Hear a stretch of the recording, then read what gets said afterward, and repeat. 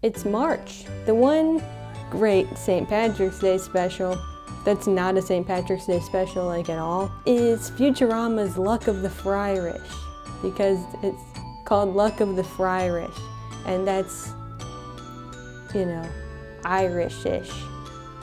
If I'm going to talk about Luck of the Fryrish, I might as well talk about Leela's Homeworld and Lethal Inspection, because all three of them do the same exact thing. Luck of the Fryrish is one of those classic Futurama episodes that just like punches you in the gut like 8 times at the end, and then you like leave feeling like, oh my gosh, it was such a great show. And I like to call this the classic Futurama dramatic irony. I like to call it that because that's literally what it is. So I'm gonna break down all 3 episodes and tell you how every time you watch it, it'll make you cry. And here's why. So Look at the Fryrish. We see Fry as a baby, and he has this older brother, Yancey. Throughout the episode, we see Fry growing up. He finds this special 7-leaf clover that gives him like intense luck. Like he like wins at all the competitions, he like wins at basketball games, he wins at all sorts of things.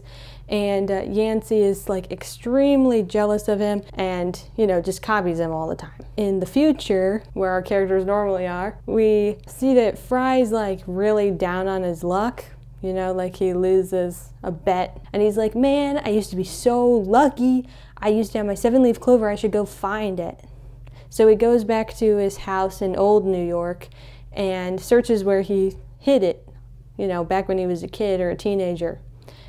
But it's not there. And he's like, what the heck? My brother must have stolen it. And then they see this statue of a Philip Fry holding this clover, saying he's the first man on Mars. And then Fry's like, it was my dream to be the first man on Mars, and Yancey probably just changed his name and posed as me and took my clover. Like, what a big jerk. So they go home and they do more research on this Philip Fry from the past. And he's like a rock star, he's an astronaut, and he's buried on the moon with like heroes of the world. Like, he was a great guy, you know? And Fry's, it's like, that should have been me. This picture comes up a few times of like Fry on a spaceship, and it's like this little crayon drawing, and then it pans down, it's like Fry age 20. So he decides to go to the moon and excavate this Philip Fry's grave to steal the clover back. Fry starts to dig at this grave and knocks off some moss that's covering the inscription. And then we're set to a flashback where Yancey really misses Fry, and he needs some music for his wedding. He goes and finds Fry's records and finds where the 7-leaf clover was hid, and he keeps it. But then it's, you know, a bit in the future. Yancey has a son, and he decides to name his son Philip J. Fry, in honor of my little brother, who I miss every day. I love you, Philip. And we see Fry's old art on the wall. It turns out that all this time it wasn't Yancey being envious of Fry. The whole time he was completely honoring him. He named his son after him. It just makes you cry because it's like, oh my gosh, you know, he was so wrong. It was actually the opposite of what he thought. So Fry has this idea that Yancey is this evil guy. He's so mean. He's just been envious his entire life and blah, blah, blah. And so then he even ruined his life after Fry got frozen, kind of thing. He's got all the evidence for it. The statue and all the footage looks exactly like his brother. He's got a great case for thinking the worst. And then the gut punch at the end is that it's like flipped on its head, that all of this was for his favor. And lessons like that just like makes you think about how, you know, you could be pessimistic and think that nothing ever works out for you, and nobody cares, and nobody likes you, and you've done it all on your own, and all of those things. And then you find out something like, wow, people really do love me. People have made a lot of sacrifices for my life. People, have cared about me this whole time. And it's just like a lovely thing. And I think, if you're not told a lot that somebody cares about you, or, if you have no way of knowing, like Fry lives in the future, he doesn't see his family, like he can't, he lost everything, and he has all this evidence against them, and he didn't have a good time when he was with them, All you really want is to find out that all those people that you thought didn't like you actually really do like you. I think this episode and the other two are just like, call your parents. Go thank your parents. That's why it's so universally touching, because something like a parental or a guardian relationship is very similar, where it's like you find out in retrospect how much work they've done, especially like when you become an adult and you get context for everything and you're like, geez, they did all that? What?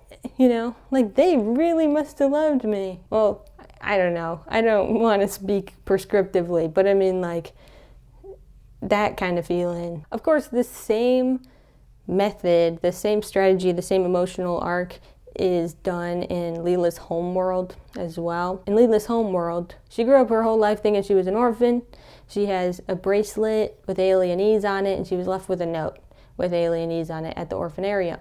And so this whole time she's like, man, I wish I knew my parents. And in the meantime, Farnsworth has an invention that creates like a bunch of toxic waste, and Bender's strategy for getting rid of it is just dumping it in the sewer, which makes all the sewer mutants really angry, and they kidnap Fry, Leela, and Bender. There's like these two hooded figures that are like helping them out. They're like always in the shadows and running away, and so like Leela finds them very suspicious. She finds this like room with a bunch of pictures of her, newspaper clippings of her accomplishments and things like that. She's like, this is really, really strange. Like I have two like weirdos living in the sewer. Like what is this? So she assumes that these two people are nefarious, that they like killed her parents and made her an orphan, and she's so upset about it.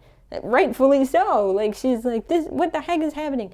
And she falls into the mutation swamp in the sewer, and nothing happens. So she's like, what the heck? I need answers. I always thought I was an alien. Why didn't I mutate? Blah, blah, blah. We find out that these two hooded figures were her parents all along, and that she's a mutant, and that they sent her up to the surface and made her think that she was an orphan so that she could have a better life, because the mutants are like exiled to the sewers. They're not allowed to come up onto the surface, and they're like, we don't want this life for you. Your only mutation is that you only have one eye, and we're willing to never know you for you to have a good life. We see this montage of them helping her out, growing up. She's a baby and she's gonna crawl down the stairs, but then like a tentacle comes out of the wall and like redirects her. When she's a little younger, they give her like a box of cookies. When it's her birthday and she's a teenager, they leave her a present on the sidewalk. They've been there for her whole life, and they've been helping her out this whole time. All these things that she believed were detrimental, like how lonely she felt and how she never had a home, like they were there looking out for her forever. And it's very tragic, because it's like, man, she grew up her whole life not knowing them, and they loved her so much. And so again, we have this whole story where Leela has a very solid case to think that she's an orphan. She was led to believe that she's an orphan. She's seeing all this sketchy evidence that these two hooded figures are, nefarious, and then it's all flipped on its head. Same kind of deal, where it's just, all that stuff you thought, all those bad thoughts, and how lonely you feel, and how you think that, you're completely alone in the world. Well, you're not. It's a gut punch, because I think everybody feels alone in the world sometimes. And these are just extremely optimistic tales of like, sometimes the world is working for you. There are huge forces of love that are working in your favor all the time that you're not even aware of. You have no idea how much people love you. It's just such an optimistic view of the world. And that leads me to number 3, Lethal inspection. So lethal inspection is Bender's turn for this arc. Bender is very arrogant about being the best and being perfect and being better than everybody. While he's very insecure and emotional, he has this case that like he's the best because he's immortal, because he has a backup unit. So like if his body gets damaged or anything, he can just be uploaded into another one. So he's essentially immortal. But then he finds out that he was built without a backup unit as a production defect. He doesn't know who he was made by, who he was inspected by, but he has a little card that says, approved by Inspector Number 5. And he's like, Inspector Number 5 is the best because he made me. And then he's like, Inspector Number 5 is actually the worst because he approved me without a backup unit, and what a jerk. So then him and Hermes go on this adventure to go figure out like who this Inspector Number 5 is. And Hermes is really good at bureaucracy, so he can get into all the files and like, you know, all the backup information. They go on this little adventure finding clues about who this Inspector Number 5 is. They find his house.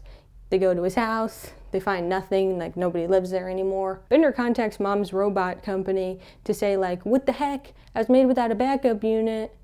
Can we get this fixed, kind of thing?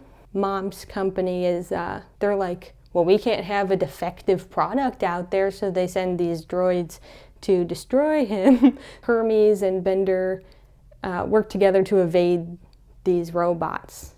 And so Bender kind of gets this new lease on life, like, okay, I'm alive, and that's okay, you know. Kind of gives up his search for Inspector Number 5. It just, you know, keeps running into dead ends. We get this montage at the end where it's revealed that Hermes was Inspector Number 5 all along and was kind of like picking up the trail behind them as they went. Hermes approved Bender as a baby, knowing that he had no backup unit because he was like, what a lovely baby, I don't want to like throw him in scrap metal. So Hermes overrides the system and approves him anyway, even though he's got the defect, and then he resigns from working at Mom's company. And he's like smiling to himself like, that was the right decision. It's just like, again, the same kind of thing of like, this person was under your nose the whole time, and all of these clues throughout the episode are recontextualized at the end in like the best way. It's just an opposing view that you don't normally see of like, people like you and have your best interest in mind and are glad you're around and want to help you and see you succeed and want your dreams to come true and want to support you. In Luck of the Fryrish, Yancey just really looked up to Fry. Like he just thought Fry was so cool, and that's why he copied him. Yancey showed that love and perpetuated it by naming his son Philip and then having his legacy actually live on in ways that Fry probably couldn't have done. So Philip J. Fry did get to Mars. That's so sweet. That's so sweet. And having his nephew live his whole life to honor him, insane. It's way more than touching and heartwarming, it's humbling. Woof, all that for me? That's what you feel at the end of all three of these. It's just like, you lost so much for me? You what? There's so many stories of like people who won't sacrifice for others. People who are conniving and sneaky. And this is like kind of being conniving and sneaky. Like those are negative words, but like whatever the positive version of that is.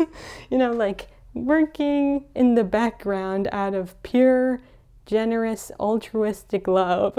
Instead of a like revenge or an envy story, it's very much the opposite. Futurama did it so well. And there's an episode in like season 12 or something, one of the new ones, where they tried to do this again, where Fry was really good at party games all the time. And it turns out that his parents just rigged it for him to make him feel better. But that one didn't hit the same. That one was more like, no, because We need some sort of opposition for it to hit harder.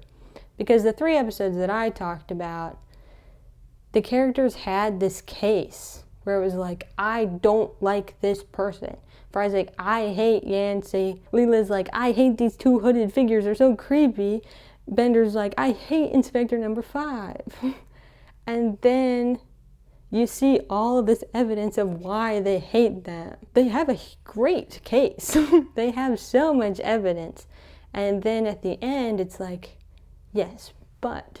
Here lies Philip J. Fry, named for his uncle, to carry on his spirit. And in the new episode with the games, it's more just like, Fry always just thought he was good at games, and then they just cheated for him. It's just kind of shallow. It would have been different if it was like, I don't know, if he hated his parents. I don't know. And then, of course, there's also the episode Jurassic Bark, which uses dramatic irony in a terrible, tragic way, where they're just like, oh, and by the way, your thoughts this whole time were correct, and you chose the wrong thing at the end. And it's like, no, it's just so sad, because it's like, Fry loved his dog for the whole episode. He wants his dog back for the whole episode. And then he concludes with, he probably led a great life without me. I'm just gonna not bring him back. And then you find out that the dog did not live a great life without him and would have probably loved to be brought back. It's like terrible. They can use this sense of dramatic irony for evil as well. Maybe not evil, I'm being facetious, but I mean, like, they could punch you in the gut in a sad way too. But I loved how in these 3 episodes, they punch you in the gut in a humbling way instead of a like, what? Why? The poor dog. These other stories are more like, oh my gosh, that's incredibly lovely. That's wow. And it's also super funny because they keep, they let you laugh during those montages too. So you're not just crying out of like thankfulness for the people that love you. It's also just like, hee hee, we're having fun too.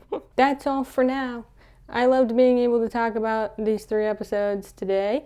I'm glad that you stuck around this long if you did. I would like you to tell me what your favorite Futurama episode is. Mine is The Sting.